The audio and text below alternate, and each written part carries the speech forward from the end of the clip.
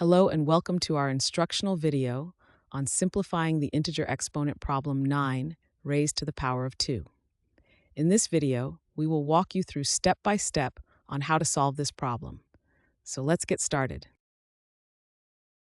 To begin solving the problem 9 raised to the power of 2, we need to understand what it means when a number is raised to a power. In this case, 9 raised to the power of 2 means we will multiply the number 9 by itself. So the expression 9 raised to the power of 2 is altered in this step to be 9 times 9. This means we take the number 9 and multiply it by the number 9. Thus, the initial expression 9 raised to the power of 2 is simplified to 9 times 9. We will carry out the arithmetic multiplication in the next step. In this step, we will carry out the arithmetic multiplication of the numbers 9 and 9. By multiplying these two numbers together, 9 times 9, we simplify the expression even further.